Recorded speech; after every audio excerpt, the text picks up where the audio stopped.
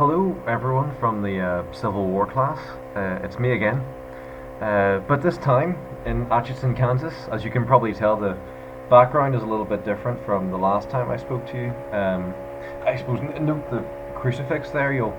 I hope that that's proof that I am around because I'm just actually staying in the Abbey Guest House on campus this weekend before I kind of move into new digs, having just arrived. In fact, actually, I think I bumped into a few students in this class on campus this weekend. So shout out to Steve and Billy. Um, Looking forward to seeing you both again on Monday, of course. So before I kind of get stuck into the second half of the first week of history to do with the Civil War course, I wanted to give a kind of a little recap to kind of remind ourselves where we were at the end of our last lecture. So, as you know, I've decided to start this course about the Civil War and the coming of the Civil War as a way of explaining it, going right back to the Revolutionary era and the founding of the country.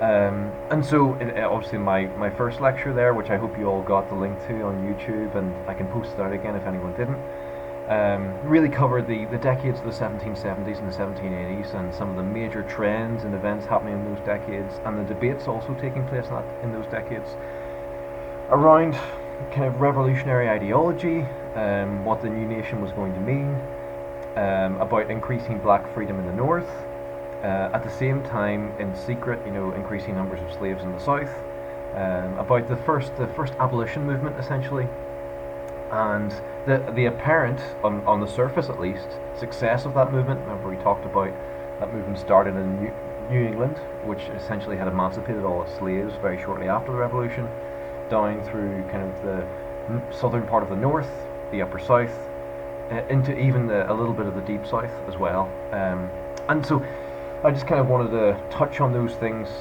which we talked about, or which I talked about, I should say, really, in my last lecture, because we're going to kind of kick off. That was the first half. The second half today, I'm going to talk a little bit about the 1790s and the first decade of the 19th century.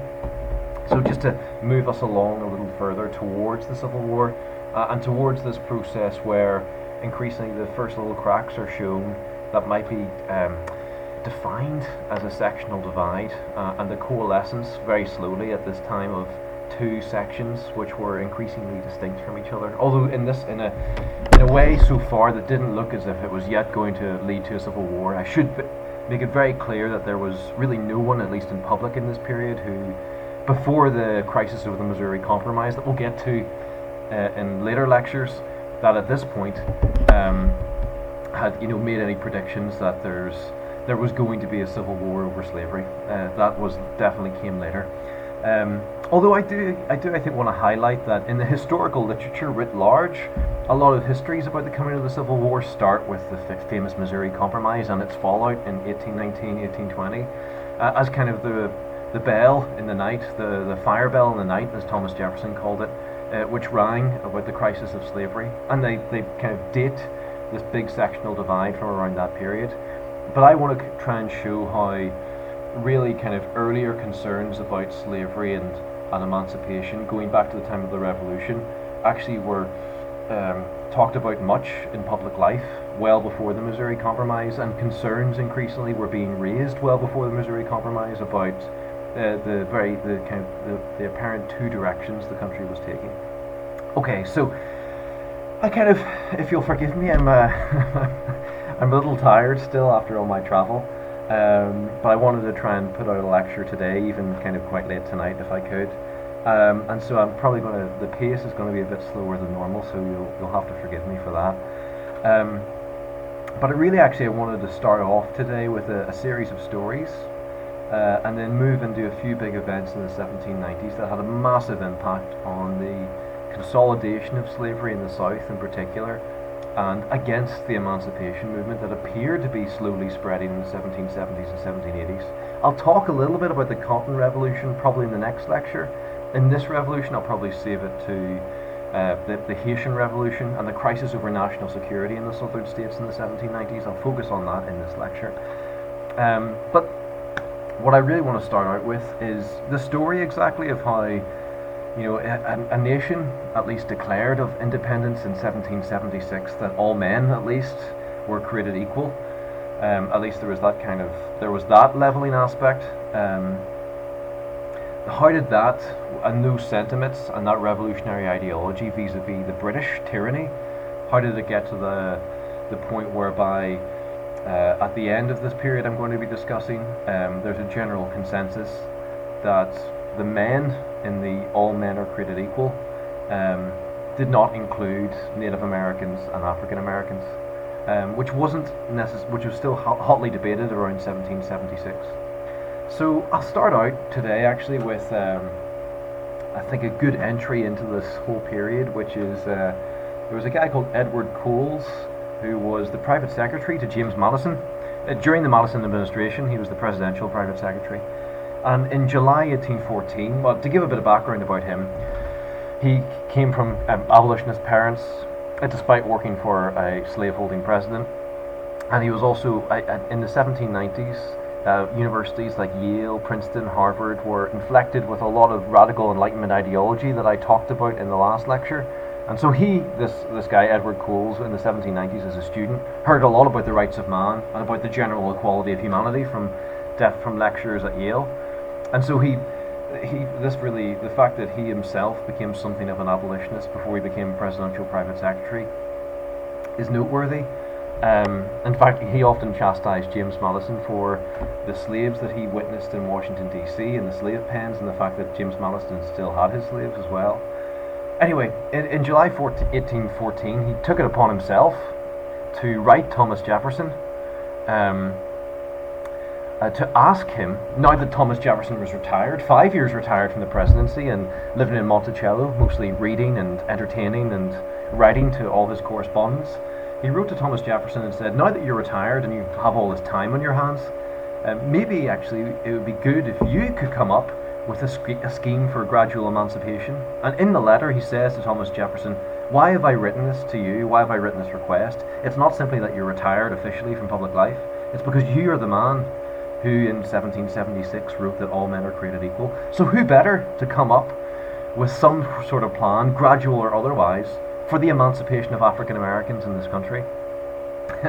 And Thomas Jefferson writes back to him that essentially that although his sentiment of 1776 he says he still believes in, now he says that and although he thinks the emancipatory sentiment is to be celebrated, he said that the practical considerations forbid even gradual emancipation of African Americans.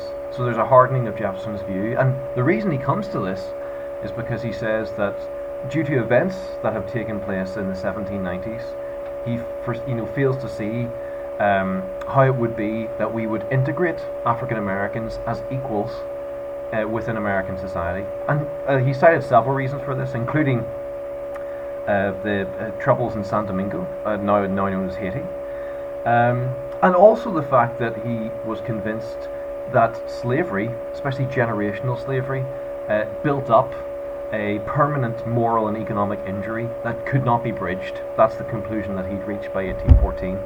And so he said that although emancipation was the ideal, he didn't see how it could be brought about.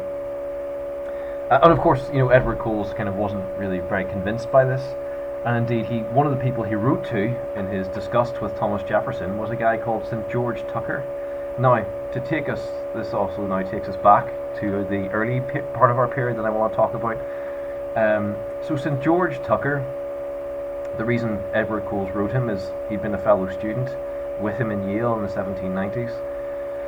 And in 1795, shortly after he left Yale, St. George Tucker, through relatives, inherited a large amount of slaves in Virginia, even though St. George Tucker was a Massachusetts man and also someone who carried abolitionist sentiments. So of course he was suddenly very uncomfortable to be found a slaveholder, and not just any slaveholder, but in possession of hundreds of slaves. And so because of his discomfort with this on a moral level, he went down to Virginia, but then wrote all his friends back in Massachusetts and said, what are we to do about this? Surely there must be some scheme to emancipate not only my slaves, but African American slaves writ large. And so he wanted to have a debate with all the major public figures in Massachusetts in that decade, a public debate of letters over how to bring about gradual emancipation. And again, this is in 1795. Even though that kind of that hard scientific racial science I talked about in the first lecture hadn't become very ingrained in the 18th century, you only find it somewhere in like the Sentiments of Thomas Jefferson. You do also find that what was significant is that even amongst St. George Tucker and his emancipation friends in Massachusetts, eventually the conclusion was not too dissimilar from Jefferson's, which was that they failed to see how free blacks, because they faced continuing discrimination, could effectively live alongside whites once liberated in American society.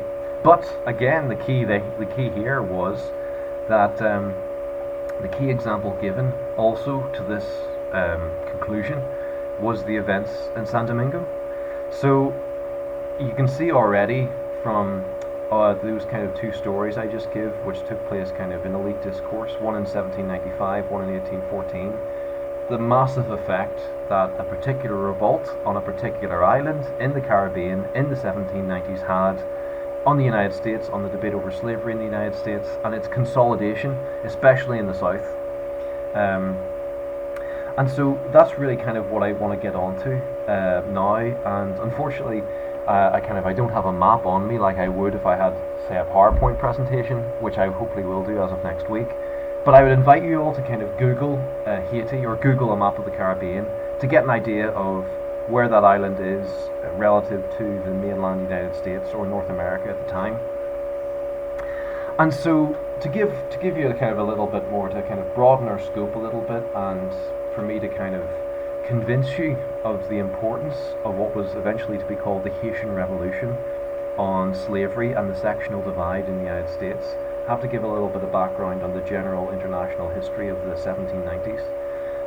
So you're all familiar with the French Revolution, 1789, and a lot of the very egalitarian sentiments and principles that came out of the French Revolution, including the equality of all peoples, which was also a legacy of that radical French Enlightenment we talked about in the first lecture, which very much fed into the French Revolution.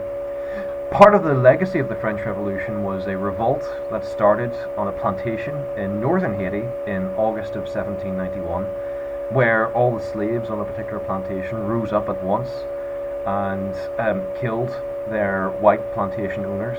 And this example then spread to the other plantations in northern and then into southern Haiti. And before long, the entire island, or the entire, I should say, Haiti just really makes up the western half of the island of Hispaniola. The entire half of that island was inflamed with what was to become the one and only successful slave revolt in history. The one time where there was a mass uprising of slaves and they carried it through to independence, Haiti becoming an independent state in 1804. It was called San Domingo before Haiti.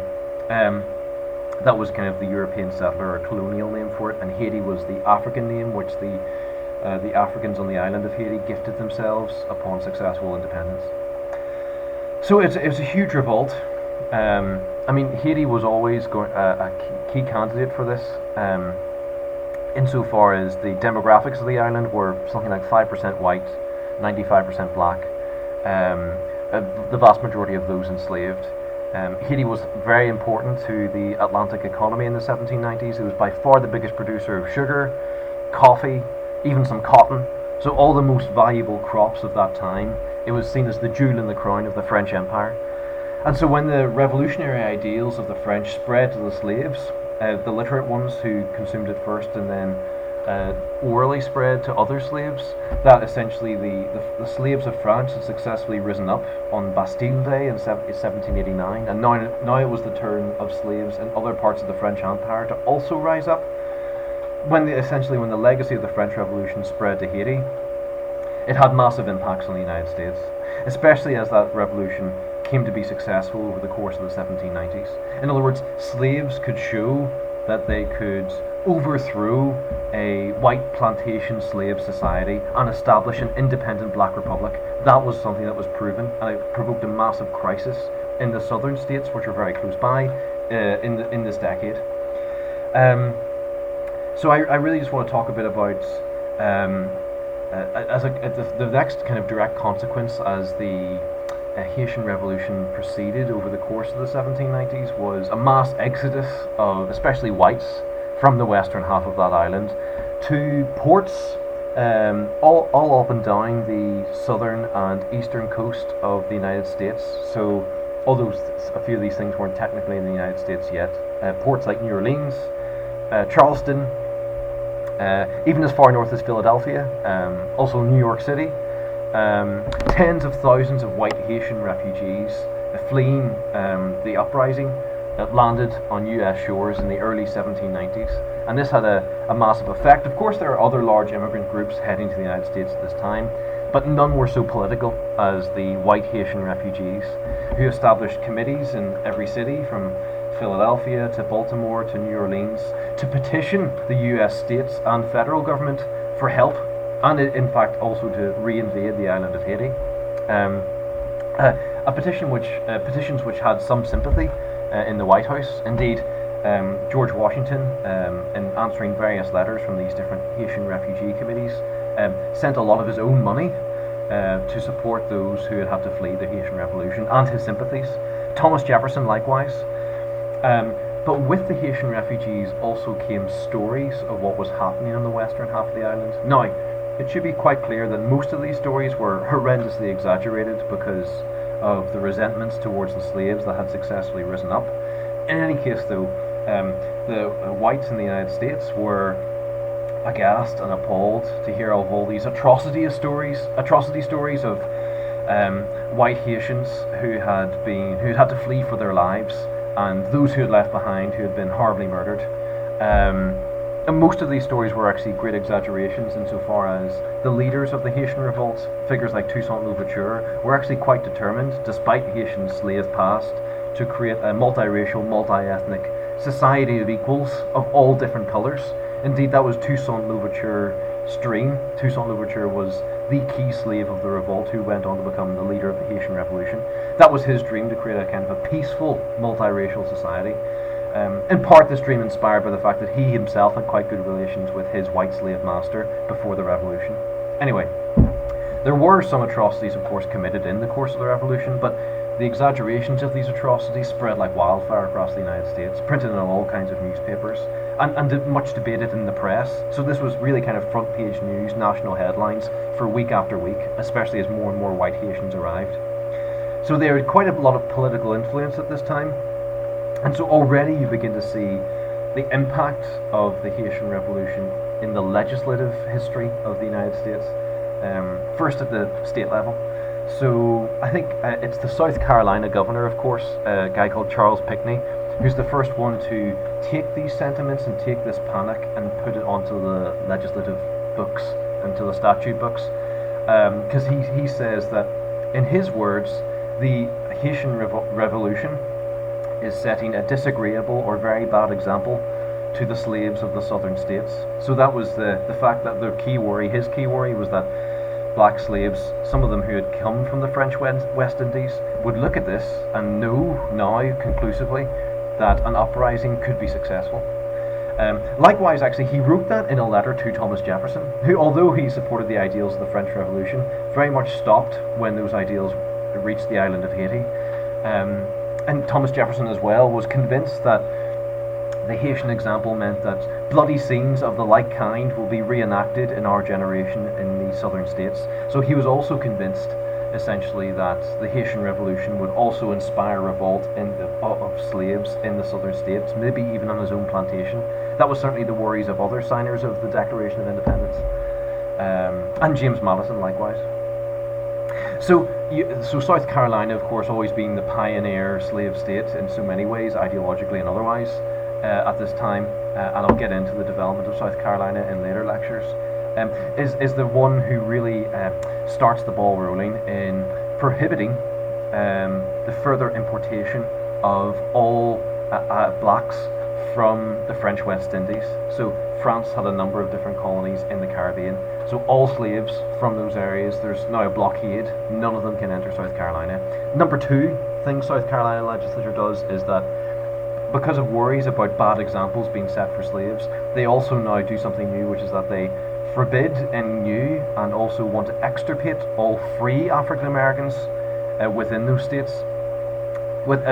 These populations weren't large, but even in South Carolina and Virginia especially, you had quite a few free blacks, African Americans who maybe purchased their freedom or they'd been manumitted a generation before, like we talked about in Lecture 1, and who still lived in those states. There were now edicts put in place that these slaves must leave either immediately, or in the case of the Virginia state legislature, that all free blacks must leave the state within 1 year. And these laws obviously persisted to the Civil War. So the banning of any more Africans from particular parts of the Caribbean, those set of laws spread from South Carolina to Virginia and then other places in the South and the Upper South. Likewise, the fact that all free blacks now had to leave those states was something that was kind of put into force again first in South Carolina, then Virginia. Other things as well. I mean, the Virginia state militias, the South Carolina state militia, were doubled in size, and extra slave patrols were put in all different parts of that state, because there was a real panic spreading now across large parts of the South that there would be some kind of revolt that would be inspired by the example of the French Revolution. And so there was also then the first signs that was indeed happening. So it was called Point Coupé, which is about 140 miles west or east of New Orleans. So this is kind of in Louisiana now. There was indeed a very small uprising of those who kind of wanted to try and emulate the Toussaint Louverture example and kill their white plantation owners. Now, unfortunately, due to an informant, this plot was kind of captured ahead of time, but resulted in ultimately dozens of African American slaves in the area being killed or hung. So this story in 1795 then spread across the South and kind of inspired more laws. Now, the significance of these laws were fed into those debates I talked about at the very kind of towards the start of my lecture, to do with Thomas Jefferson and George Tucker, because they now asserted that the central problem of emancipation for these who owned slaves, which was that if emancipation ever looked like it had a chance, that was now conclusively gone, especially in the southern states, because these new state laws effectively said that whites and blacks cannot live together. It is impossible that they can live together peacefully. This is mostly due to white fear, essentially, as inspired by the example of Haiti, that upon emancipation of their slaves, that their slaves would take revenge, and that there'd be some kind of generalized race war in states like South Carolina and Virginia. There was also, of course, always that sense of vulnerability, even though the demographics weren't quite as extreme as in Haiti. Bear in mind that at this point in history, in the 1790s, the United States is only very recently established. It has a very weak federal government. The fact that most of what we now regard as Mississippi, Alabama, some of Georgia, Florida, was still largely more populated by Native American tribes. And the example, of course, of the Revolution that I talked about in an earlier lecture, of all those African Americans who successfully fled their plantations to British lines, meant that there was a lot of concern that British or French forces would try to or Spanish even, would try to retake some of the North American continent with the help of Native Americans and African Americans. And where Native Americans come into this in terms of the debate over African American emancipation and its apparent impossibility, increasingly shared by many, some in the north but mostly in the south, so there's a little sectional divide there, is that there is a big project on behalf of the Washington administration to engage in what it calls civilizing the Native Americans, or civilizing the Indians. Effectively, that there could be a peace established with Native American tribes if they converted to Christianity, if they converted to individual white ownership, principles of individual ownership, if they converted to settled agriculture. That essentially there needn't be a hardened racial divide between whites and Native Americans if they simply adopted white practices. That was the given thinking of the early 1790s. But of course, what they hadn't bargained for, the Washington administration, was that effectively with such a weak federal government and with state governments that weren't very strong either in terms of their police powers at this time, they effectively couldn't stop white settlers who wanted the land of Native Americans from constantly provoking and starting local conflagrations as they headed west and as they spread across what is now the United States. So effectively, settlers made the law and ensured that there was to be war with Native American tribes, especially in the area that we now think of as Illinois, Indiana, and Ohio. That is where kind of Native American warfare with whites was really concentrated in the 1790s, and particularly over whether white Americans would successfully make it over the Ohio River, which I guess due to a treaty signed in the later 1790s, that was essentially the conclusion reached. The point being here is that with the failure of this civilizing mission by the Washington administration, due to the power of settlers overwhelming anything that the administration or state governments could do to stop warfare with Native Americans, meant that there was an increasing racial pessimism, which also fed into the African American debate. In other words, there was a conclusion reached at the end of the 1790s that increasingly that whites and Native Americans couldn't live together, that what was going to happen was some form of Indian removal west of the Mississippi, and we'll get into that story as it proceeds into the Jacksonian era. But also then, that conclusion then fed into the African American conclusion that there was going to, that integration after emancipation was impossible, hence emancipation was impossible. The only solution offered up for kind of as a palliative by people like Jefferson in this period was something called colonization. Effectively, the idea that the only way that emancipation was feasible in the eyes of white slaveholders is that as part of emancipation, African Americans must return to Africa, or even eventually in the early 19th century, somewhere like Haiti, for instance. So effectively, you can see the progress here from all men are created equal, and we're going to find a way to the first abolition movement, and we're going to find a way to live with African Americans and whites together, and we're going to find a way to live with Native Americans and whites together. You see that an increasing pessimism creep in by the turn of the 17th or 18th going into the 19th century, from the sentiment of all men are created equal in 1776 to this is going to be a white man's republic, which I guess is the clarion call of the Jacksonian era. I mean, we'll get on to Andrew Jackson, but he becomes the embodiment of this new spirit, which is that ultimately, and manifest destiny, which we'll also get into, and conceptions of how the West was ultimately going to be developed.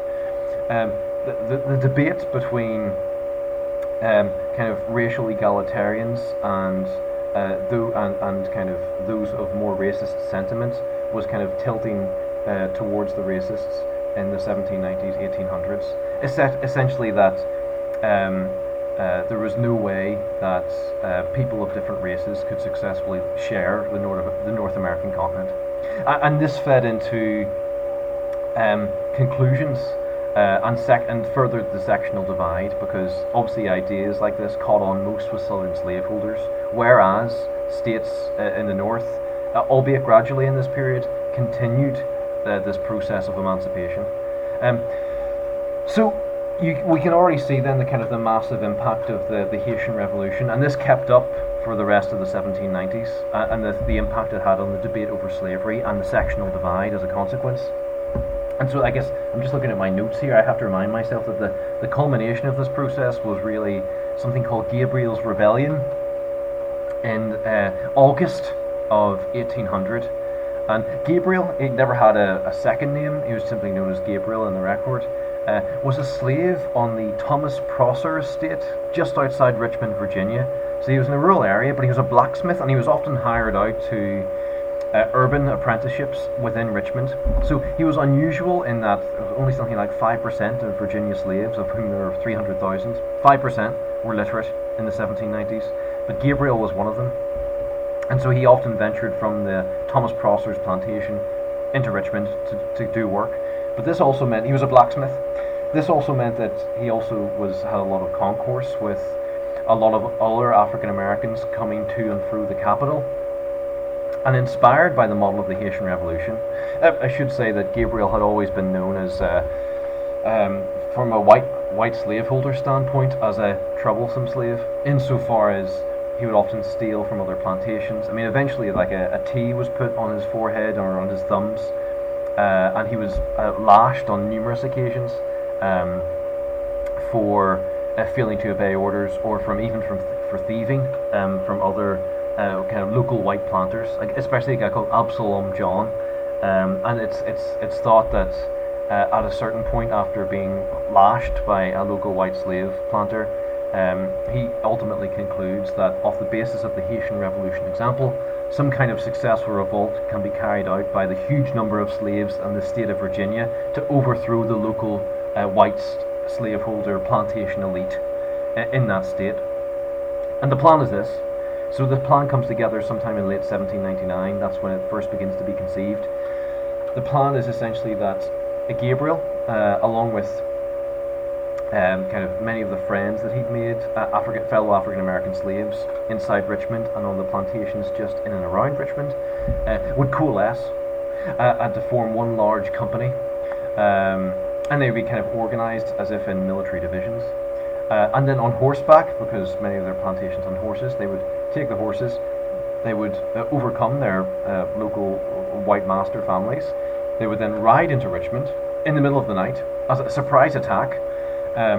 They would then take key Richmond kind of depots and weapons and armories, and then the keynote of their plan was to, one part of their division would create a distraction. They would set fire to a certain part of Richmond, in order so that a Gabriel and a key group could then raid the governor's mansion and kidnap then governor of Virginia, James Monroe, who would go on to be the future president, while he slept. And so the idea really was to blockade Richmond, take it over, ransom the city itself and it's the governor of the state in exchange for some kind of freedom.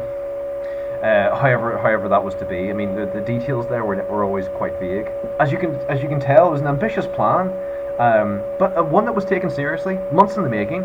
Eventually, as the court transcripts were to show, I mean, involving dozens and dozens of slaves, hundreds even, who kept this secret successfully until the plan was launched on August 30th, 1800. And the idea was that all these different, and really what kind of saved the local leaders, white leaders, in the end, was bad luck.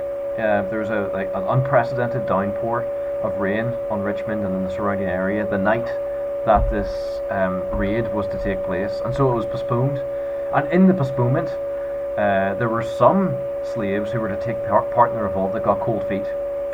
So from those that initially met up, some were discouraged and thought that they might themselves secure their freedom if they told their masters about this revolt that was to take place.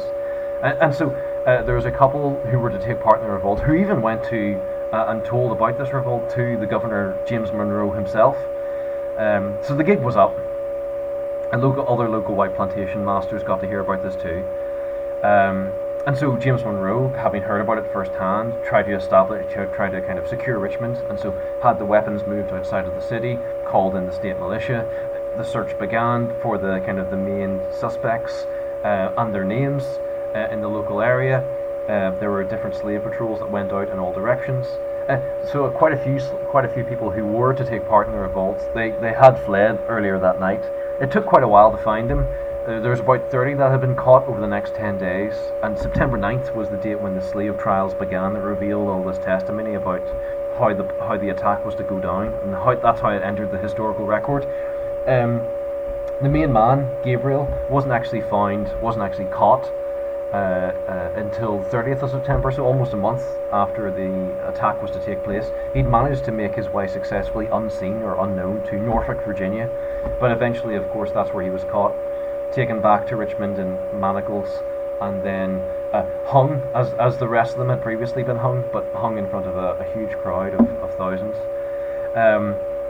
But not before he'd also given his own testimony, which was essentially to say that he was inspired, and he and his co-workers in this predicted revolt were primarily inspired by the example of the Haitian Revolution, and in particular, the fact that the ideology of the Haitian Revolution, not just its practical example, but the fact that what made it most uncomfortable to the kind of white slave owners is that those who had risen up in Haiti adopted not just the kind of ideals and slogans of the French Revolution, but also the American Revolution. I mean, what's perhaps not very well known today is that the key phrase associated with the Haitian Revolution by Africans in Haiti is "Liberté ou la mort," which is kind of the French for Patrick Henry's famous slogan of the American Revolution, which he said to the British,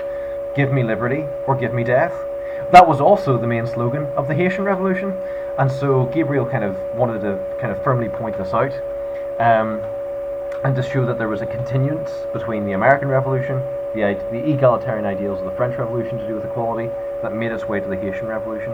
So you can see this kind of that ideological debate that I talked about, and that ideological tension that I talked about in the past lecture around the time of the Revolution between how can we establish liberty with the British and yet not give liberty to those who we enslave. So you can see that tension kind of runs through this whole period. Indeed, into the letter which Edward Cole sent to Thomas Jefferson in July of 1814, saying that how can you not come up with a scheme for at least gradual emancipation when you are the man that wrote that all men are created equal, famously in our Declaration of Independence? So you can see kind of these are the core ideological tensions really that are really prevalent around the time of the revolutions and the revolutionary era, including the American, the French, and the Haitian. And so what's the aftermath really of this kind of the culmination of all these fears, and apparently a very practical example of how these fears would come to pass as a consequence of the Haitian Revolution, with Gabriel's Revolt, as it's called, or Gabriel's Rebellion, as it came to be known in 1800. Well, the key here really is, again, yes, the conclusion that blacks and whites, there could be no emancipation from slavery for those states in the South. There were simply too many slaves now in places like Virginia and South Carolina, because on the back of Gabriel's Rebellion, slaveholders in the South now looked at Haiti and thought, well, they were overthrown because African Americans had now begun to outnumber whites to an overwhelming degree.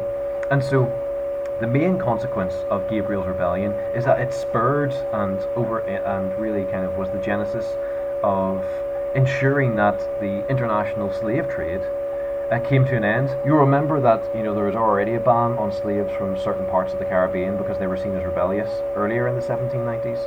Now, the Federal Congress, mostly with the support of northern states, but even with some states in the upper south, again there's a little divide here with the lower south, which presaged some sectional disagreement later on, that essentially the slave trade at the very least must come to an end. But you'll see that that they were bringing the international slave trade to the United States to an end for the wrong reasons. Essentially, not because they thought the slave trade was a moral outrage that had to be stopped, not for any good reason, but now because they were concerned that too many slaves were entering the southern United States, and that essentially there would be a repeat of the Haitian Revolution if the pace of slaves kept up that were coming from Africa and coming from other parts of the Caribbean. But you'll see that whereas most of this kind of support for the ending of the slave trade really came in the north, and the least amount came from the deep south, you'll see that there's again this kind of cemented the idea in the south primarily that emancipation, even gradual emancipation, could not happen. There wasn't so many really active pro-slavery defences at this time, but now there was the decision that although they were going to stop the import of more slaves, first-generation slaves from Africa or the West Indies that might be rebellious, now there was the conclusion that on the southern states' part that they were going to really ingrain and embed slavery into those areas through natural increase.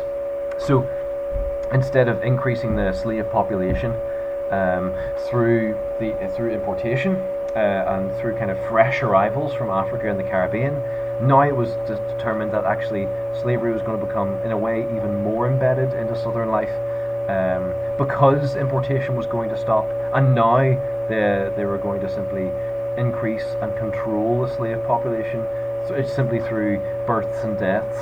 And indeed, even though there was importation, massively decreased from 1808 onwards through the rest of the 19th century, the slave population in the south did massively increase just through natural means, through reproduction, under the surveillance of the white slaveholders. And so, in a way, actually, the irony is that bringing an end to the international slave trade, in a way, proved to not only further the sectional divide, but that showed that it proved also an opportunity to show just how ingrained as a way of life slavery had become in the Deep South. Part of the story as to why it had become so ingrained, which I've kind of ignored so far in this lecture, of course, is the Cotton Revolution that also takes place in the 1790s. And in particular in 1793 with Eli Whitney, who was actually a Massachusetts man, the invention of the cotton gin was basically a mechanized way of essentially extracting the cotton from the plant in a much more efficient way that once required a lot more hands and a lot more time, could now be done so that once you took this device into southern plantations, it meant the cotton plantations could now rapidly spread across the south with this new technology reasonably cheaply. Sorry, I'm still a bit jet lagged, if I'm honest. So you'll see that all the things we've talked about today and then you'll see. So after a way actually, I was just thinking, just looking at my notes here to kind of tie this all together, is those kind of big conclusions reached about the impossibility of emancipation in the South that really got going with the concern over the Haitian Revolution, and then were kind of cemented by Gabriel's Rebellion, and then the end of the international slave trade, ironically for the wrong reasons. Again, going to the period of time in 1814 when Edward Coles wrote that letter to Thomas Jefferson, and Thomas Jefferson at this point had reached very certain conclusions that, unlike in the 1770s, he now considered emancipation basically impossible. The man who had declared that all men were equal in 1776. Two other events which I should point out kind of help further cement those trends that I've been talking about in this lecture. One, the War of 1812, which in some ways was a repeat of those things I talked about in my last lecture, to do with the mass exodus of slaves to British lines during the American Revolution. There was a much smaller repeat of that during the War of 1812, when of course the British returned and there was another war with the British along the Atlantic seaboard, including the South. And of course, when the British marched on Washington and took Washington DC, there was a mass panic by local white slaveholders, which had some substance, that this was going to provoke an insurrection of the slaves. It didn't provoke that, but it did provoke a mass exodus of slaves in and around the Washington area. Any slave that basically came under British control fled to British lines. And so again, worries essentially about slave revenge. As a consequence of emancipation, going back primarily to, they'd always been there to an extent, but really the example of the Haitian Revolution. One other aspect actually here I should point out is, to sum up the Haitian Revolution, it had started in August of 1791, continued through the 1790s, quite a complicated history. The Haitian Toussaint and his supporters on Haiti at different times fought the British, the French, the Spanish, all these empires that were trying to swallow up this extremely valuable colony. Those wars continued with the European empires throughout the 1790s. Then there was one final effort to completely retake Haiti and reintroduce slavery by Napoleon Bonaparte in the early 19th century, 1801, 1802, 1803. That's when the war between Toussaint and Napoleon took place, with the Haitians ultimately successful. It's quite a long and complicated history. Suffice it to say that Toussaint was actually successfully captured by some of Napoleon's forces in 1802, died in a cell in France in 1804. But in the same year of 1804, he'd still achieved essentially his life's mission, which was an independent Black Republic, which was declared in 1804. Critically, though, is that Toussaint, who always wanted this kind of multiracial, multi-ethnic society of whites, blacks, and all colours living peacefully together, he was now captured and dead. His second in command was a slave who had been kind of quite famously tortured just before the revolution in 1791, a guy called Camille Dessalines, who also was his second in command because he proved to be such an effective military commander during the 1790s in Haiti. But his much more brutal treatment and memories of being a slave stayed with him, unlike Toussaint. And once Toussaint was gone and once independence had been established, he gave something called General Order Number 1, which was essentially to kill all remaining whites on the island who hadn't yet escaped or fled. Now, the irony of this whole thing is that there had actually been remarkably few atrocities during the course of the Haitian Revolution, despite what the white Haitian refugees said, as far as we can tell from the historical record. But this was one, and so you had whatever few thousand whites who were still on the island were trying to make it to the beaches, but many of them were cut down, and there was huge massacres of entire local white populations that took place, most of them former slaveholders, in 1804. And in fact, I'd recommend reading, along with this lecture. You can get it in the college library. It's a book called Facing Racial Revolution, Chapter 18. There's a great account of kind of the massacres of Dessalines and the kind of the general attempt to exterminate all remaining whites on the island in 1804. Facing Racial Revolution by Jeremy Popkin. I'd also really recommend for this kind of lecture and for learning about the impact of the Haitian Revolution on the southern states in this decade, a book called The Slaveholding Crisis by Carl Lawrence Paulus. You can also get that via the college library. Both books you can get via the college library online. I'll post the titles along with the lecture. Anyway, again, you had, and to kind of tie up all these thoughts, you had one final revolt by a guy called Denmark Vesey.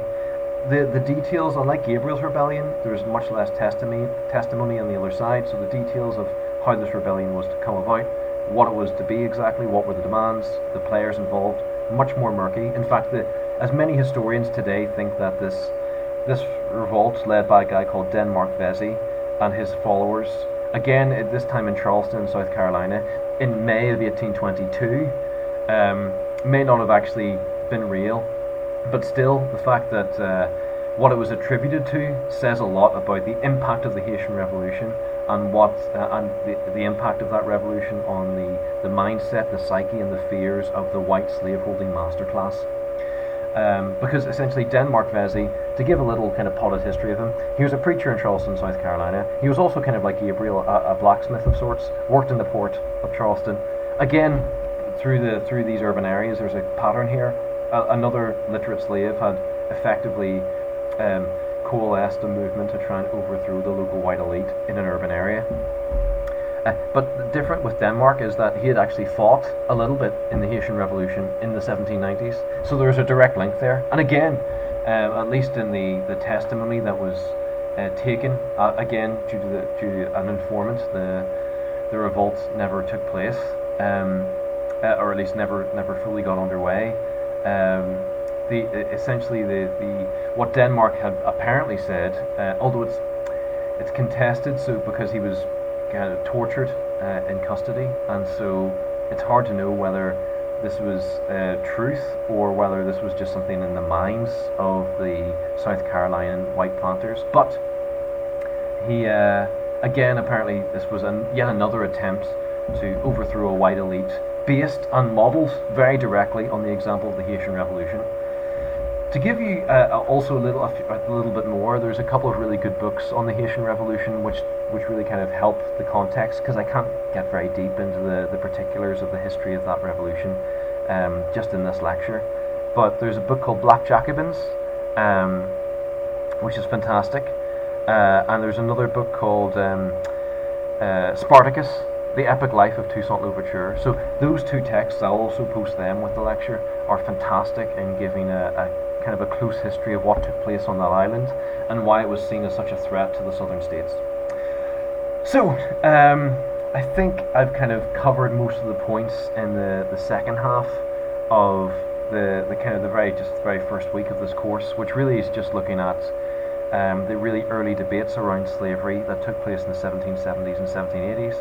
and then the revolutions that took place in the 1790s and the massive impacts they had on the trajectory of slavery in North America, and the increasing cracks in the reaction that showed increasingly something of a sectional divide between North, where slaves were still being gradually emancipated at least, and the South, where emancipation was now totally ruled out by the early 19th century, and where slavery was now massively expanding, and would expand into Georgia, Alabama, Mississippi, and Louisiana, mostly in the first 2 decades of the 19th century. And that's something I really want to get onto in probably my next lecture, where I talk more about the Cotton Revolution, because in this lecture I've mostly talked about the impact of the Haitian Revolution, and really just consolidating slavery in its early form in the southern states during the era of the early republic.